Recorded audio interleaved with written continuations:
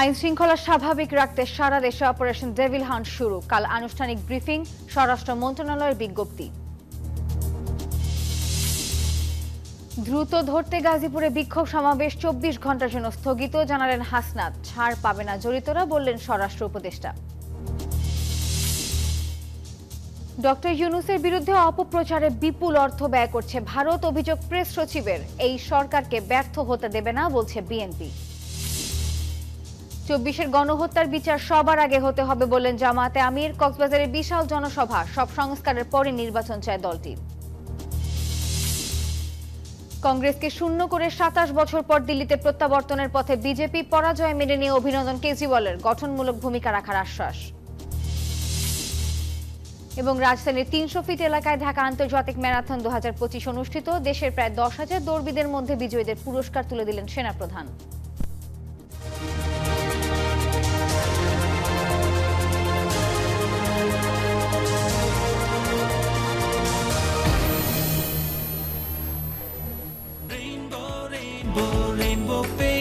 Rainbow Paints, the color of joy. স্বাগত news 24 সংবাদের সঙ্গে আছি আমি নাফিসা হক। এতক্ষণ দেখছিলেন সংবাদ শিরোনাম।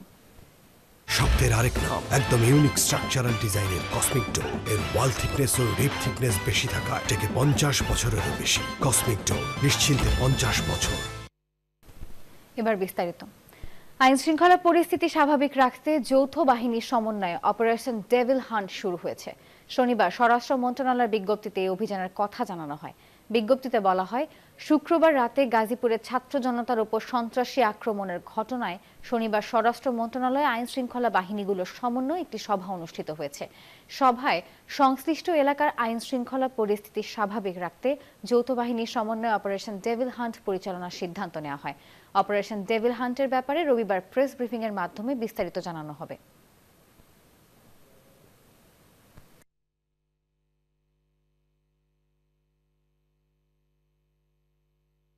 এই যে আমার ব্যাংক আরএফএল গ্যাস স্টোভ, এর সায়েন্টিফিক নজল আর ব্রাশ বার্নার তাপকে সমানভাবে ছড়িয়ে খরচ বাঁচায় 25%। আরএফএল গ্যাস স্টোভ নিরাপদ ও গ্যাস সাশ্রয়ী। 304 ফুড গ্রেড স্টেইনলেস স্টিলে তৈরি, যা নিশ্চিত করে জংবিহীন সিঙ্কের আজীবন নিশ্চয়তা। আরএফএল কিচেন সিঙ্ক, স্বাস্থ্যকর কিচেনের চিরস্থায়ী সমাধান। পুলিশের আশ্বাসে বিক্ষোভ সমাবেশ 24 ঘন্টার জন্য স্থগিত করেছে বৈষম্য বিরোধী ছাত্র আন্দোলন ও নাগরিক কমিটি।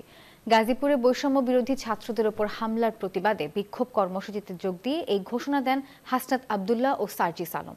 এদিকে দোষীদের বিরুদ্ধে মামলা না হলেও তাদের ধরতে চলছে পুলিশের অভিযান। স্বরাষ্ট্র উপদেষ্টা বলছেন, তদন্ত করে নেওয়া হবে কঠোর ব্যবস্থা। গতকাল রাতে গাজীপুরের সাবেক মন্ত্রীর বাড়িতে নির্যাতনের শিকার হন 20 জন শিক্ষার্থী, আর তাদের মধ্যে একজনের অবস্থা আশঙ্কাজনক। আওয়ামী লীগের সাবেক মন্ত্রীর বাড়িতে বৈষম্য বিরোধী ছাত্রদের নির্যাতনের ঘটনায় ক্ষোভে ফুঁসছে গাজীপুর। শনিবার ডিসি অফিসের সামনে অবস্থান নেয়ার পাশাপাশি জয়দেবপুরে কর্মসূচি দেয় বৈষম্য বিরোধী ছাত্র আন্দোলন ও গাজীপুর জেলা ও মহানগর জাতীয় নাগরিক কমিটি। তারা বলছেন, ফ্যাসিবাদ নিশ্চিহ্ন করার আগে ঘরে ফিরবে না ছাত্র জনতা।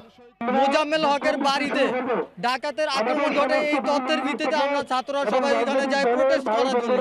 এই কুখ্যাত গণহত্যাকারী খুনিরা গতকালকে সুকৌশলে অত্যন্ত পরিকল্পিতভাবে ঠান্ডা মাথায় শিক্ষার্থীদের উপর হামলা চালিয়েছে। অতিলম্বে আওয়ামী দুশোদের যারা আক্রমণ করেছে আমাদের ছাত্র, তাদের বিচার আওতায় আনতে হবে। এদিকে ঘটনাস্থল গাজীপুরের দক্ষিণখানে সরেজমিন পরিদর্শনে মেলে থমথমে পরিবেশের চিত্র। সাবেক মন্ত্রীর ডুপ্লেক্স বাড়ির ছাদে রক্তের ছাপ, তার পাশেই মসজিদের দেয়ালেও একই অবস্থা। মূলত এই মসজিদের মাইকেই ঘোষণা দিয়ে হামলা হয়।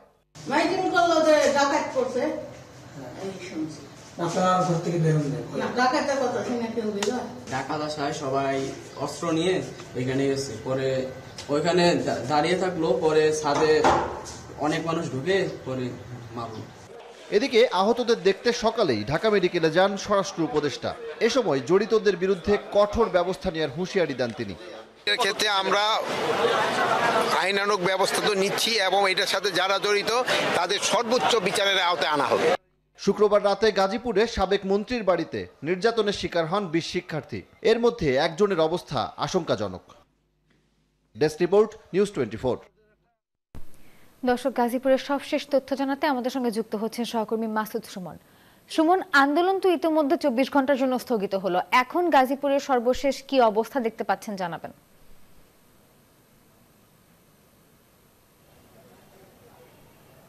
ধন্যবাদ আপনাকে। সকাল থেকে আমরা যেমনটি দেখেছি এই গাজীপুর জেলা প্রশাসকের যে কার্যালয় এবং জয়দেবপুর যে মাঠটি এর সামনের রাস্তায় কিন্তু বৈষম্য বিরোধী ছাত্র আন্দোলনের নেতাকর্মীরা, পাশাপাশি জাতীয় নাগরিক কমিটি এবং গাজীপুর মহানগর নাগরিক কমিটির নেতৃবৃন্দরা কিন্তু এখানে অবস্থান করেছে এবং বিক্ষোভ করেছে। আমরা দেখেছি ঠিক 2টার পরে কেন্দ্রীয় সমন্বয়ক হাসনাত আবদুল্লাহ এবং সার্জিস আলম এখানে কিন্তু আসেন। এর আগেও কিন্তু এই বৈষম্য বিরোধী ছাত্র আন্দোলনের কেন্দ্রীয় সদস্য সচিব আরিফ সোহেল তিনিও কিন্তু এসেছিলেন। তিনি কথা বলেছেন। তারা সবাই এই আন্দোলনরত শিক্ষার্থীদের সাথে বা আন্দোলনরত তাদের সাথে কথা বলেছেন। পাশাপাশি আমরা যেমনটি সর্বশেষ দেখেছি জিএমপি কমিশনার নাজমুল কবির খান তিনিও কিন্তু এই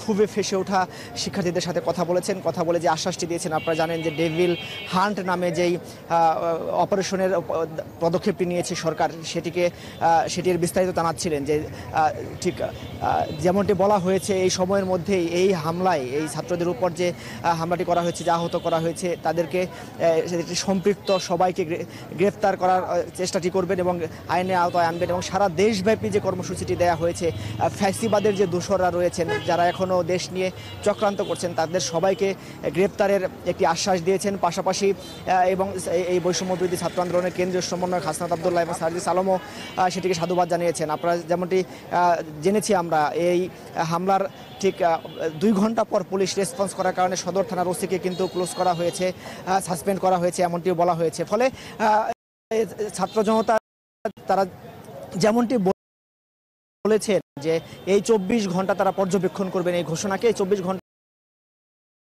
মধ্যে এখন পর্যন্ত যে কয়জনকে গ্রেফতার করা হয়েছে সেটি যদি আরও দীর্ঘ সারিতে না হয় এবং সারা দেশব্যাপী অপারেশনটি তারা পর্যবেক্ষণ করবেন, যদি আশানুরূপভাবে ফলাফল না পান তাহলে কিন্তু পরবর্তীতে আবার তারা কর্মসূচি দেবেন এবং তাদের এই আজকে যে আন্দোলনটি করেছেন সেটি চালিয়ে যাবেন। এই ছিল সর্বশেষ আমার কাছে।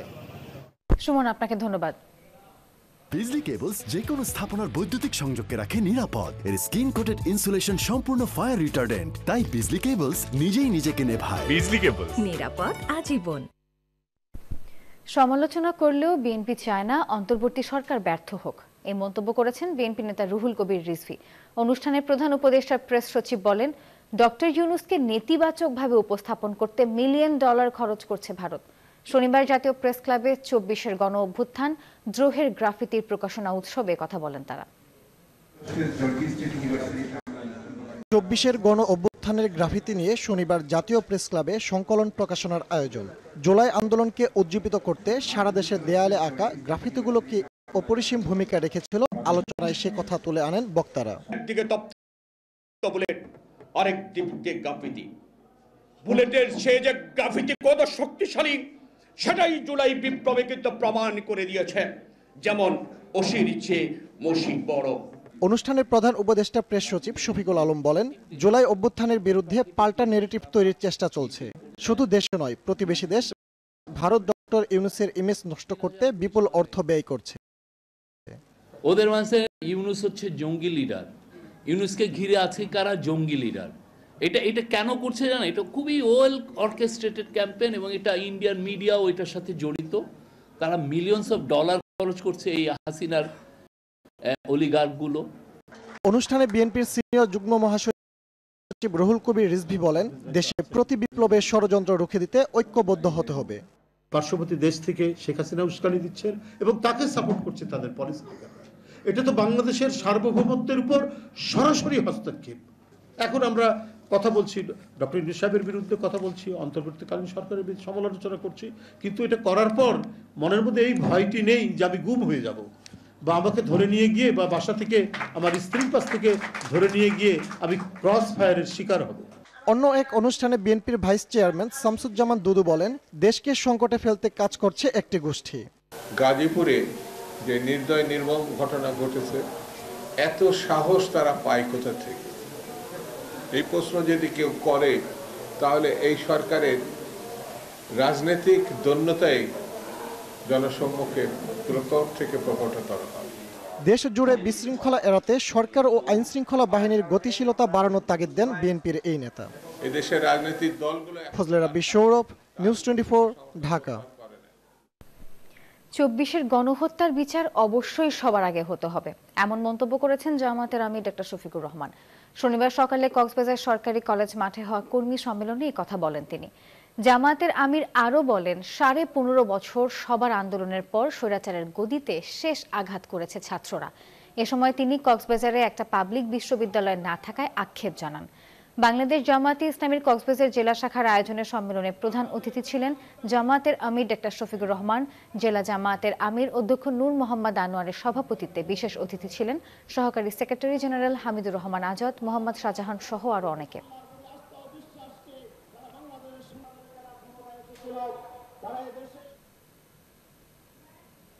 পতিত স্বৈরাচার আবারও ফিরে আসতে চায়, তবে জীবন দিয়ে হলেও বাংলাদেশের মানুষ তা হতে দেবে না বলে মন্তব্য করেছেন বাংলাদেশ জামায়াতে ইসলামীর নায়েবে আমির অধ্যাপক মুজিবুর রহমান।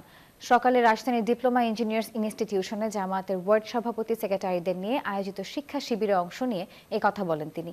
যে কোনো পরিস্থিতি মোকাবেলায় সবাইকে এক থাকার আহ্বান জানিয়ে তিনি বলেন, দেশের মানুষ ঐক্যবদ্ধ থাকলে কোনো ষড়যন্ত্র কাজে আসবে না। আরও বলেন, আগে সংস্কার, তারপরে নির্বাচন। কেউ তাড়াতাড়ি নির্বাচনের কথা বললে তাদের মূল্যায়নে এটা ঠিক আসবে না। যতটুকু সময় দরকার সরকারকে তা দেওয়া উচিত, তবে নির্বাচন আয়োজনের দীর্ঘসূত্রিতা হলে সেটাও ষড়যন্ত্র হিসেবে ধরে নিতে হবে।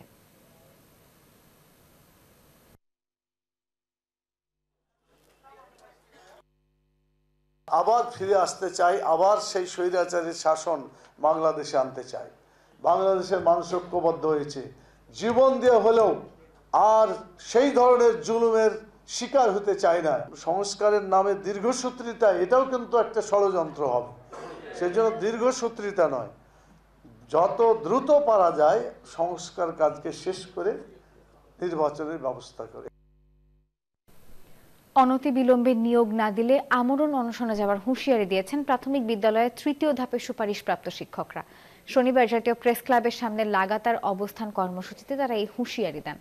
সরকারি প্রাথমিক বিদ্যালয়ের সহকারী শিক্ষক নিয়োগ 2023 তৃতীয় ধাপের সুপারিশপ্রাপ্তরা এই অবস্থান কর্মসূচিতে অংশ নেয়। এ সময় বেশ কয়েকজন অসুস্থ হয়ে পড়লে তাদেরকে হাসপাতালে নেওয়া হয়।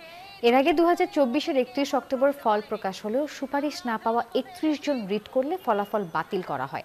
আর এতে সুপারিশপ্রাপ্ত 6531 জনের নিয়োগ আটকে যায়। আর তাতেই ক্ষোভ জানিয়ে দফায় দফায় আন্দোলনে নামেন তারা।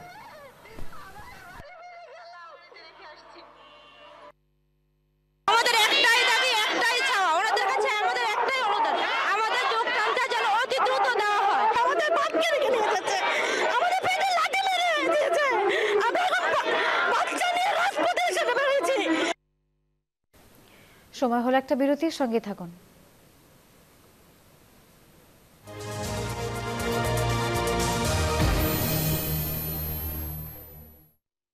এলো instant milk powder happy cow, যেমন সাশ্রয়ী তেমনি পুষ্টিগুণে ভরপুর। আর এটা নিউজিল্যান্ডের গরুর দুধ। হ্যাপি কাউ, গরুর দুধের স্বাদ সবাই পাক।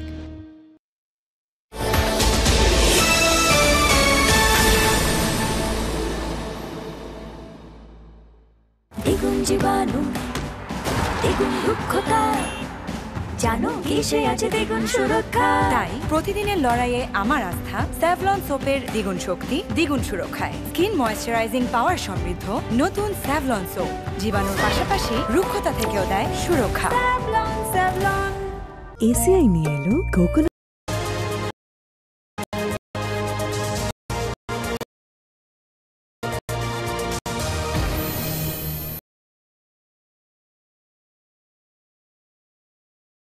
আফজাল হোসেন। শিল্পের এই জগৎ সমাজের উপর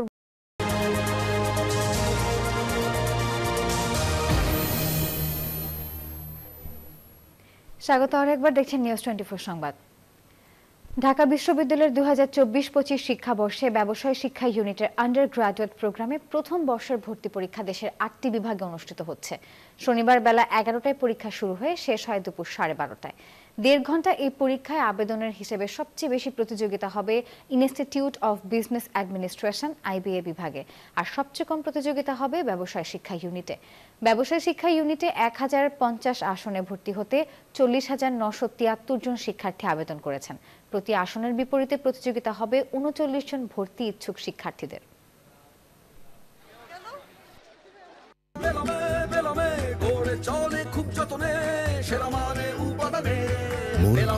হাতে গড়া পেলাম। New Zealand dairy, excellence in quality. পাচার করা অর্থ ফিরিয়ে আনার সময় সাপেক্ষ এবং প্রক্রিয়া জটিল। এটি নির্ভর করবে আগামীতে নির্বাচিত সরকারের ওপর বলে মন্তব্য করেন অর্থনীতিবিদ ডক্টর মাহবুব আলম। শনিবার ডিবেট ফর ডেমোক্রেসির আয়োজনে আওয়ামী শাসনামলে ব্যাপক অর্থ পাচার নিয়ে ছায়া সংসদে এসব কথা বলেন তিনি।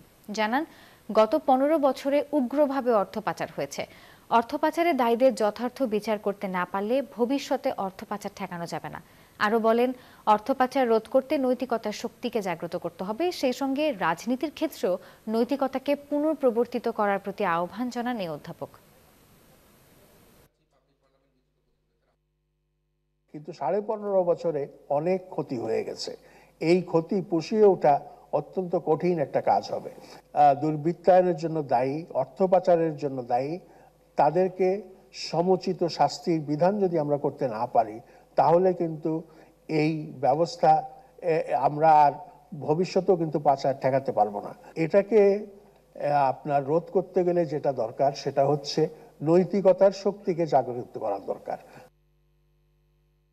গাড়িটা আমার প্রেজেন্ট, আমার ফিউচার, আমার হ্যাপি লাইফ। আইডিএলসি আমার ফাইন্যান্সিয়াল পার্টনার বলেই কার লোন আমার কাছে লাইফ ইনভেস্টমেন্ট। দেশের হিমাগার শিল্পকে কৃষি ভিত্তিক শিল্প ঘোষণা করে বর্তমানে প্রচলিত দণ্ড সুদ সহ ব্যাংক ঋণের সুদ 17 থেকে কমিয়ে 7 ভাগ করার দাবি জানিয়েছে বাংলাদেশ কোল্ড স্টোরেজ অ্যাসোসিয়েশন। শনিবার পল্টনে বাংলাদেশ কোল্ড স্টোরেজ অ্যাসোসিয়েশনের নিজস্ব কার্যালয়ে সংবাদ সম্মেলনে সংগঠনের সভাপতি মোস্তফা আজাদ চৌধুরী বাবু বলেন, বর্তমানে বাংলাদেশ ব্যাংক প্রতি 3 মাস পর পর ব্যাংক ঋণের কিস্তি প্রদানের নির্দেশনা প্রদান করেছে। ত্রৈমাসিক ভিত্তিতে ঋণের কিস্তি প্রদান করতে না পারায় ঋণ খেলাপিতে পরিণত হচ্ছেন তারা। আরও বলেন, হিমাগারের পরিচালনার জন্য গৃহীত ব্যাংক ঋণের সুদের হার 15% করা হয়েছে। কিস্তি দিতে না পারলে আরও 2% যোগ হয়। সরকারের নীতিগত সহায়তা, বিশেষ করে অন্তত ব্যাংকের সুদটা যদি 1 বছরের জন্য করে, এই 25 সালের জন্য, তাহলে তো আমরা দেখাতে পারি যে হ্যাঁ, আমরা ভাড়া এত টাকা কমিয়ে এনেছি। এবার অর্থ বাণিজ্য সংবাদ।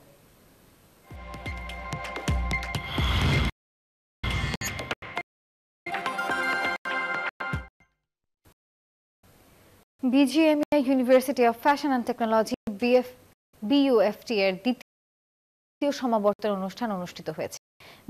বিইউএফটির চ্যান্সেলরের প্রতিনিধি হিসেবে শিল্প মন্ত্রণালয় এবং গৃহায়ন ও গণপূর্ত মন্ত্রণালয়ের উপদেষ্টা আদিলুর রহমান খান সমাবর্তনে উত্তীর্ণ শিক্ষার্থীদের মধ্যে ডিগ্রি প্রদান করেন। শনিবার সকালে বাংলাদেশ চীন মৈত্রী প্রদর্শনী কেন্দ্র পূর্বাচলের সমাবর্তনের আয়োজন করা হয়।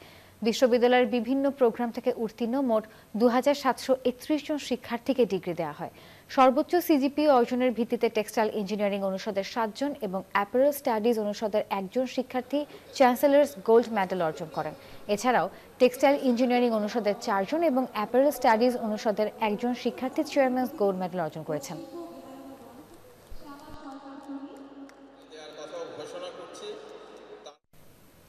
স্নাতক ও স্নাতকোত্তর পর্যায়ের 1969 জন শিক্ষার্থীকে সনদ প্রদানের মধ্য দিয়ে অনুষ্ঠিত হল ইন্ডিপেন্ডেন্ট ইউনিভার্সিটি বাংলাদেশ আইইউবি এর 25তম সমাবর্তন। শনিবার ঢাকার বসুন্ধরা আবাসিক এলাকায় অবস্থিত আইইউবির ক্যাম্পাসে সমাবর্তন অনুষ্ঠিত হয়েছে। সনদপ্রাপ্ত শিক্ষার্থীদের মধ্যে 1550 জন স্নাতক ও 419 জন স্নাতকোত্তর পর্যায়ের। বিশ্ববিদ্যালয়ের আচার্যের প্রতিনিধি হিসেবে অনুষ্ঠানে সভাপতিত্ব এবং সনদ প্রদান করেন শিক্ষা মন্ত্রণালয়ের বিশেষ সহকারী অধ্যাপক ডক্টর এম আমিনুল ইসলাম। সমাবর্তন বক্তা হিসেবে বক্তব্য রাখেন বাংলাদেশ ব্যাংকের governor doctor Ahsan H Mansur. Guest of honour হিসেবে উপস্থিত ছিলেন বাংলাদেশ বিশ্ববিদ্যালয় মঞ্জুরি কমিশনের সদস্য অধ্যাপক ডক্টর মোহাম্মদ সাইদুর রহমান।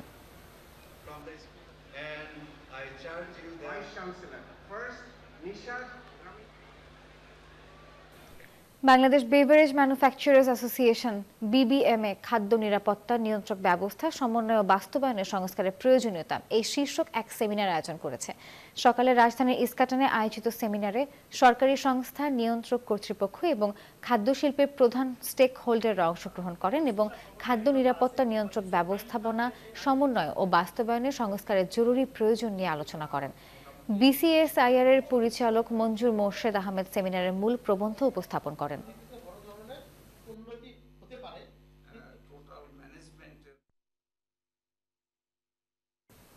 সংবাদে আবারও বিরতি নিচ্ছি, সঙ্গেই থাকুন।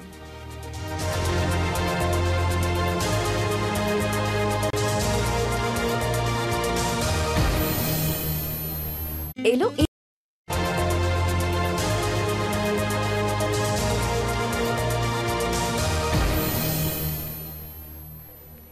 নিউজ 24 সংবাদে আরো একবার স্বাগত। এবার আন্তর্জাতিক সংবাদ।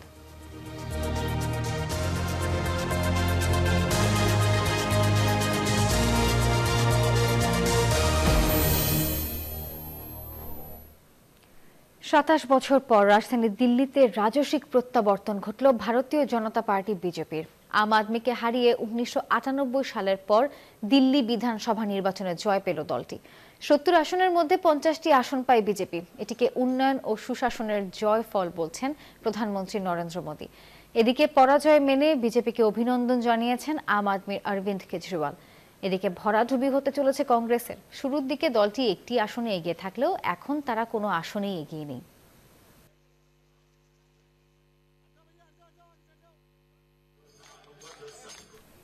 ল্যান্ডিং এর 10 মিনিট আগে যুক্তরাষ্ট্রের আলাস্কায় নিখোঁজ হয়ে যাওয়া বিং এয়ার কারাভান সংস্থার বিমানের ধ্বংসাবশেষ পাওয়া গেছে।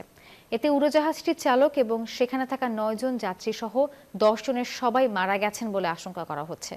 শনিবার 8 ফেব্রুয়ারি এক প্রতিবেদনে এই খবর জানিয়েছে রয়টার্স। আলাস্কার নোম এলাকা থেকে 34 মাইল দক্ষিণ পূর্বে মিলেছে বিমানটির ধ্বংসাবশেষ। সেই ধ্বংসাবশেষ থেকে 3 জনের মরদেহ উদ্ধার করা সম্ভব হয়েছে। উড়োজাহাজটি যে অবস্থায় রয়েছে তাতে বাকি 7 জনের মৃতদেহ উদ্ধার করা সম্ভব নয়।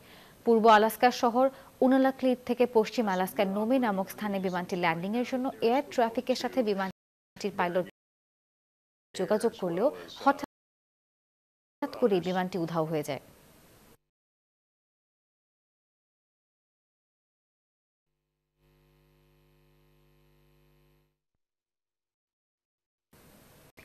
ব্যাপক উদ্বেগ শঙ্কার পর হামাস ইসরায়েলের 5ম দফা বন্দি বিনিময় কার্যকর হলো। আজ আরও 183 জন ফিলিস্তিনি কারাবন্দির বিনিময়ে মুক্তি পেল 3 জন ইসরায়েলি জিম্মি। তবে যুদ্ধবিরতি চলাকালীন ট্রাম্পের গাজা দখলের মন্তব্যের তীব্র প্রতিক্রিয়া জানিয়েছে গাজাবাসী। তাদের সাথে একাত্মতা প্রকাশ করেছে প্রতিবেশী দেশ জর্ডানও। অন্যদিকে ট্রাম্পের পরিকল্পনা পুরোপুরি প্রত্যাখ্যান করেছে German chancellor Olaf Scholz. Hamas ইসরায়েলের যুদ্ধবিরতি চুক্তির প্রায় 30 দিন হতে চলল। এর মধ্যে দুই পক্ষ শর্তানুযায়ী বেশ কয়েকবার বন্দি বিনিময় করেছে। শনিবার 183 ফিলিস্তিনি কারাবন্দির বিনিময়ে মুক্তি পেয়েছে 3 ইসরায়েলি জিম্মি। 3 ইসরায়েলির নাম এলি, শারাবি, ওহাদ বেন আমি এবং ওর লেভি। শুক্রবার হামাস দাবি করে গাজায় মানবিক সহায়তা আটকে চুক্তি লঙ্ঘন করছে ইসরায়েল।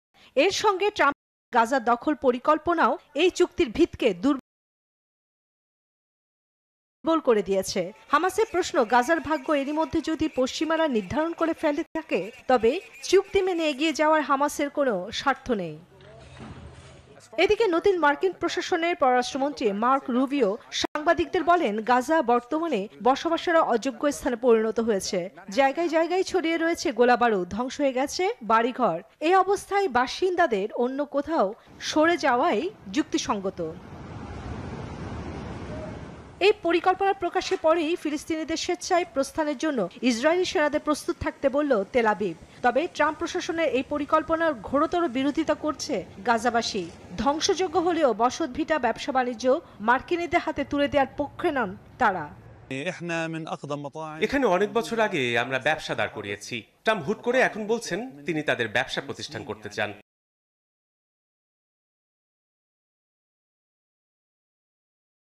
সৃষ্টিকর্তা আমাদের পাশে থাকলে আমরা সবকিছু নতুন ভাবে গড়ে তুলব। গাজার বাসিন্দাদের মিশর ও জর্ডানে সরিয়ে নেওয়ার প্রস্তাবে প্রতিবাদ জানিয়েছে জর্ডানের বাসিন্দারাও। শুক্রবার আম্মানে জড়ো হয়ে গাজাবাসীর প্রতি সংহতি প্রকাশের পাশাপাশি ট্রাম্পের পরিকল্পনার তীব্র নিন্দা জানান তারা।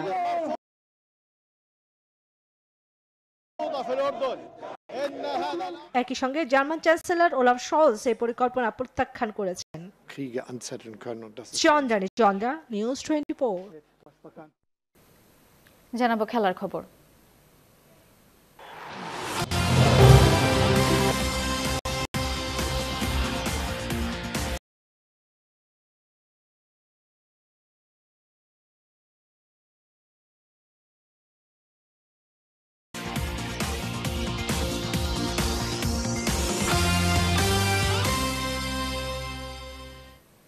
বাংলাদেশ সেনাবাহিনীর সার্বিক তত্ত্বাবধানে রাজধানীর ৩০০ ফিট এলাকায় অনুষ্ঠিত হলো বহুল প্রতীক্ষিত ঢাকা আন্তর্জাতিক ম্যারাথন ২০২৫। সকালের এই প্রতিযোগিতার উদ্বোধন করেন বাংলাদেশ সেনাবাহিনীর principal staff officer SM. Kamrul Hasan. ম্যারাথনটিতে বাংলাদেশ সহ বিশ্বের 10টি দেশে প্রায় 10,000 দৌড়বিদ অংশ নেন। এবারের প্রতিপাদ্য রান ফর হিউম্যানিটি। ঘড়ির কাঁটায় তখন ভোর 5টা। ভোরের আলোর দেখা পায়নি নগরবাসী। কুয়াশাচ্ছন্ন এমন সকালে রাজধানীর ৩০০ ফিটে উপস্থিত হাজার হাজার দৌড়বিদ। প্রতিযোগিতাটি মোট 5টি ভিন্ন ক্যাটাগরিতে অনুষ্ঠিত হয়। 42.2 কিলোমিটার প্রদক্ষিণ করলে ফুল ম্যারাথন এবং 41.1 কিলোমিটার প্রদক্ষিণ করলে হাফ ম্যারাথন। এছাড়া 10 কিলোমিটার প্রথমবার অংশগ্রহণকারী এবং ভেটেরান ক্যাটাগরির জন্য। পরে বিজয়ীদের হাতে পুরস্কার তুলে দেন সেনাবাহিনী প্রধান জেনারেল ওয়াকারুজ্জামান। আমরা এ ধরনের ম্যারাথন বিভিন্ন বড় বড় শহর এবং জেলা শহরে আমরা করব। সেখানে আমরা লোকালদের সাথে নিয়ে আমরা এই ম্যারাথন করব এবং আমি নিশ্চিত যে আমরা যদি একটা সুস্থ সবল জাতি পাই, এটা দেশ এবং জাতির জন্য একটা বড় কাজে দিবে এবং আমরা একটা সুস্থ একটা নেশন আমরা দেখতে চাই। বিজয়ীদের প্রত্যাশা, আগামীতে এমন প্রতিযোগিতা আয়োজনের মাধ্যমে দেশের ক্রীড়া ক্ষেত্রে নতুন দিগন্ত উন্মোচিত হবে। আয়োজনের সুন্দর একটা সিস্টেম করে দেয় যেন প্রত্যেকটা যুবক এবং তরুণরা খেলার সুযোগ পায়। ম্যারাথন ফার্স্ট টাইম এসে এত ভালো করাতে আমরা পরের বার আবার অংশ নিব, আমাদের অনেক ভালো লাগছে। লাস্ট 5 বছরে এটা হয়েছে, তো এটার মধ্যে হচ্ছে আমি 4বারই পজিশন পেয়েছি। এই ইভেন্টটি এখন পর্যন্ত বাংলাদেশে আয়োজিত ম্যারাথনের মধ্যে সর্ববৃহৎ আসর, যেখানে প্রায় দেশি বিদেশি 10,000 দৌড়বিদ অংশ নেন। মাসুদা লাবনী, নিউজ 24, ঢাকা। এই ছিল নিউজ 24 সংবাদের এখনকার আয়োজন। আরও সংবাদ বিশ্লেষণ জানতে ভিজিট করুন news24bd.tv। এতক্ষণ সঙ্গে থাকার জন্য ধন্যবাদ সবাইকে।